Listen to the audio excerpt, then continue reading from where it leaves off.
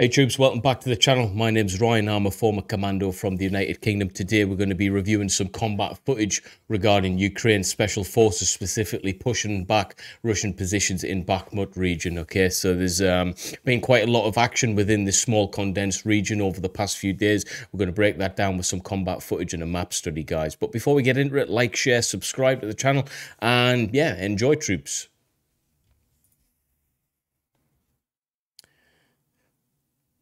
I see the obviously trench systems that there's in place there, certain areas that looks like it's under foliage. There's no sound to this video, guys, so it's just going to be my voice breaking it down. These positions that they're in will be quite hell, all right? They'll be quite hellish for the guys who's there. It will be muddy, it'll be cold, it'll be hard to soldier, so they're already demoralized, and what you're going to see next is going to demoralize them even further. It's not nice to fight this type of warfare.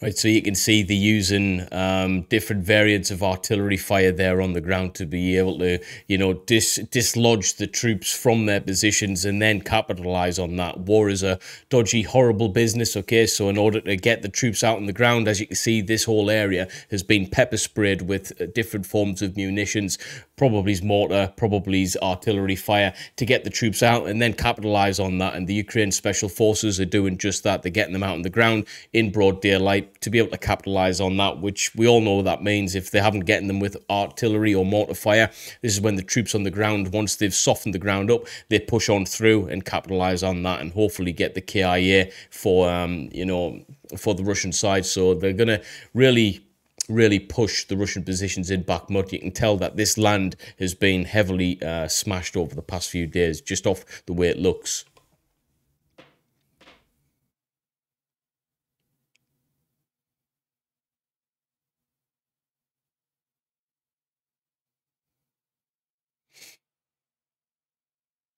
Yeah, you don't want to be anywhere near that when it's happening.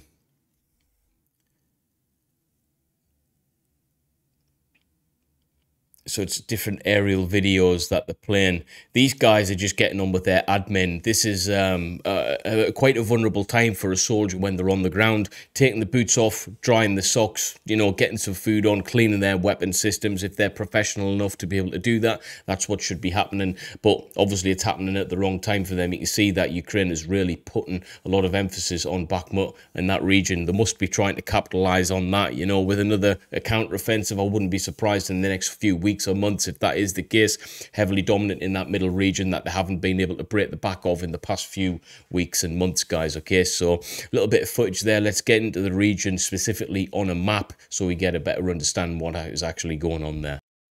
So if we zoom in now to the Ukraine map that we use, deep state map to Bakhmut, I don't know what that is. You see that it is, you know, quite a built-up area. It's a main prominent place. It's got main road systems going throughout.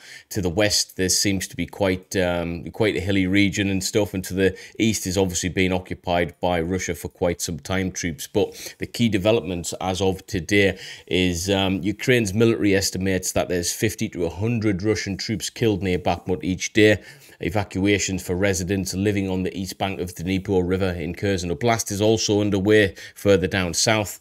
The Kremlin says it would not comply with the $60 oil cap Kiev demands. It is to be lowered to $30. So there's problems with oil as well. Obviously, supply chains and people are starting to complain now. This war's dragging on a little bit longer than previously anticipated for some countries, and they want their oil a bit cheaper. All right, so there's a bit of an argument with regards to the price of oil. And Ukraine also calls against security guarantees for Russia after Macron's statement. So what he said is changing things on the ground a little bit. But in terms of them, the Russian soldiers losing the amount of soldiers they are, it is estimated that they're losing from 50 to 100 soldiers each day in this region in the Battle of Bakhmut. So it's heavily dominant in this area in terms of their main losses. Amid its desperate attempts to capture the city in the east eastern Donetsk Oblast, a military spokesman said today. Now, speaking on TV, Eastern Military Command spokesperson Suri, I think his name is, said that is about as many Russian soldiers get wounded in action near Bakhmut daily. So, you know, if they're not being killed in this region, they're certainly getting injured up to those numbers, guys. Now, for months, Russia has massed troops and equipment to surround and capture Bakhmut in a brutal campaign participated by the Russian state-backed military company Wagner Group. They've been in the news quite a bit of recent troops, you know, for various different reasons. It was alleged that there's even talks of US military colonel or something running Wagner. I didn't look too deep into that because I thought it was fake news, but you know, there's quite a few reputable sources coming out stating that that is just the case. I might actually need to look into that a little bit more. But it's a very difficult situation, but Ukraine forces are holding out against the attacks, according to certain spokespeople within that region. So it looks as if this is quite a fight. As you can see, it is dominant here. This is an area of significance for that eastern area, especially Luhansk. I think if Ukraine wants to break the back of this war, they are going to have to hit this middle group a little bit more than they are, all right? And this is going to speed things up because it's been a bit stale over the past few weeks. But Moscow doesn't publish its military casualties, so these figures are just alleged at this moment in time based on different speculative sources that we are getting out on the ground. It has not been publicly commented on Ukraine's estimate of its casualty rate in the Bakhmut sector. So these numbers are coming out, but Moscow's obviously haven't got those statistics for us. But once home to 70,000 people, the salt mining city of Bakhmut has become the center of the battle of the east of Ukraine in August, September, moving onwards. Okay, so it's been going on for a few months now, troops, as well, which is quite it's quite horrible for the people who live there. It is located on the main road to Kramatorsk and Slovyansk's key cities in the Donetsk Oblast that Moscow aims to capture despite its stalled progresses. So obviously, it goes without saying, this area is quite a key area. You can see that there's many different main road supply system routes going all the way through this region. So a bit of a cross-section here, right next to where Bakhmut is. You know, if you can't get supplies in, you can't get supplies out, the war comes to a bit of a stalemate. And now that they're fighting over this area in particular, you can actually see that coming to fruition right now. The war seems to have slowed down in many areas, okay? Now, the UK Defence Ministry said that Russia's likely plans to encircle Bakhmut with tactical advances to the north and the south, but the campaign has been disproportionately costly relatively to these possible gains. So what that's saying is, in this area specifically, you're looking at you know, a lot of war fighting being going on approximately since August, back and forth. Russia's been resupplying the front line there. Ukraine has been trying to fend off the attacks and progress westward, and they've managed to do so. But the amount of losses that Russia is sustaining during this whole process is actually, it's quite a lot, guys, all right? There's an awful lot to be said about this region. So if they're putting a lot of emphasis on trying to capture certain areas here, a lot of soldiers, and they're losing them, that tells me their battle strategy is off. It also tells me that Ukraine's battle strategy is on, okay? It's correct. And this area is, it's hearsay, but obviously there's a lot of sources out there speculating that Ukraine's special forces are actually in this area to hold off those attacks. That shows you how important Bakhmut is, especially when you're putting your best soldiers on the very brunt of the front lines over there. This front line hasn't moved too much at all in the past few months, guys. But in neighbouring Luhansk Oblast, Governor Serhiy Haidai said counter-offensive operations continue in the Svato and Kremenina direction in the largely Russia-occupied region. So there's lots going on here, guys, especially within this area. Svato is still not taken. We understand the importance of Svato. That is also a bit of a logistical supply hub, and main area that Ukraine wants, a main area that Russia doesn't want to lose. These areas are very similar in nature, Svato and Bakhmut. If Ukraine got a lot of resources to be able to push on through and forward to take these areas, we would see the war picking up a lot more pace, because it would be very hard for Russia to resupply the front lines, all right, where that front line gets pushed back to. So yeah, I expect a lot more onus on Ukraine pushing to take these key areas and push Russia eastward, the same in Svato. And once they do that, if they manage to get a bit of a foothold, I can see a lot more progress happening, guys, okay?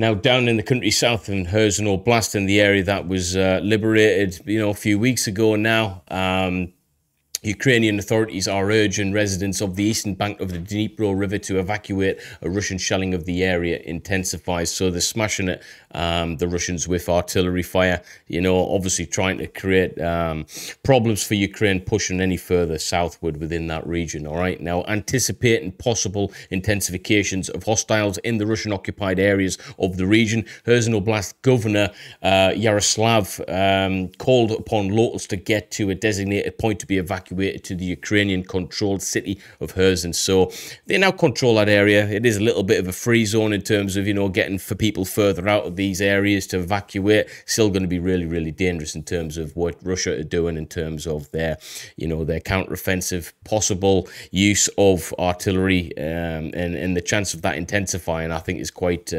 is significant. If you look at this region just being taken over, we can see that Russia likes to have a bit of a pause for a few months with artillery and then just gets right back on it again when supply chains allow so. Kherson, however, also remains a target of Russian shelling. Today we've seen that happening quite a bit. Russian forces shelled a central part of the liberated regional capital, which is still obviously going to be really dangerous for people to evacuate from that area, despite the fact that it is the main area in which they're using, guys. Damaging an apartment building and a gas pipeline. No casualties were reported for that strikes per se, but it just goes to show that it is really dangerous to, just to maneuver in and around these areas as a civilian or a soldier troops. It's still very, very dangerous.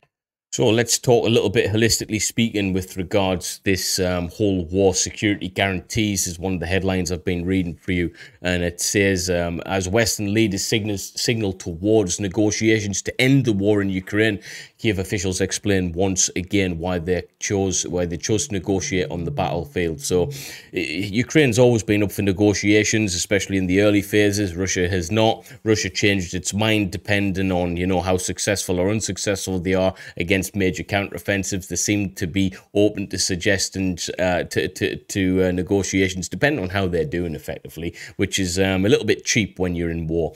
Now, Oleksiy Danilov, Secretary of the National Security and Defense Council, called against granting security guarantees to Russia, countering French President Emmanuel Macron's earlier statement. I think that was a few days ago. Now, they want to provide a terrorist and killer country with security guarantees, is what Daniel said on Facebook. This is a strange logic of undercover diplomacy, the time of which is over. And I can understand that point. The fact that Russia has been classed as is almost a terrorist state in terms of this war being highly illegal and what they're doing in terms of killing innocent individuals in order to gain their battlefield, goals and achievements. It's terrible, all right, what's going on over there. So I can kind of understand Oleskiy's point on that and his frustration as well. Now, Danilov also said that in its words that should receive security guarantees from Russia, not the other way around.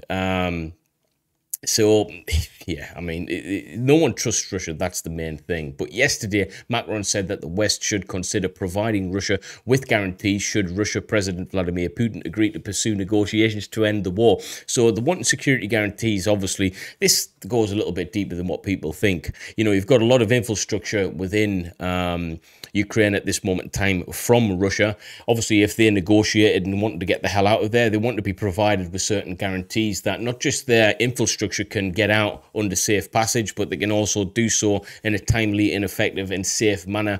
But post that, what security guarantees can Russia have as an entire country? That's what the whole thing is. I think it's rhetoric of a country that's obviously stepped over too far, understanding that there's maybe no going back. If they can negotiate, they want to get the best negotiation deal that they possibly can to be able to, allow for safe passage for their troops and also allow for, you've got to think of their economy long term. They don't want this to be hindering them for the next 10, 20, 30 years. So they want guarantees before pulling out. They want to change policies and, allow for things to go in their favor. I don't think countries are going to be as quick to be able to, come around and want to give Russia all of these benefits and stuff that they'll probably be coming out with. But one thing's for sure, this war will probably end on with the premise is the fact that people have bowed down to certain needs for Russia. Otherwise, this is just going to go on an awful lot, guys, all right? But it's interesting to say the least, the things that's going on over there. Although I haven't been doing these updates over the past few weeks, you know, there hasn't been an awful lot coming out on the ground in terms of map studies, but the information is still really pertinent. Do I think we're close to become, you know, are we at the beginning of the end of this war? I think it could be the case, you know. 3-6 months from now, we're probably going to allow for more intense negotiations to take place. But in order to end this war quickly and smoothly, I do think we're going to have to maybe look at what Russia's demands are and see if we can cater for them a little bit. But let's be under no illusion, Ukraine is the one who is suffering drastically at this moment of time. Guys, thanks for watching, and I'll see you in the next one. Peace.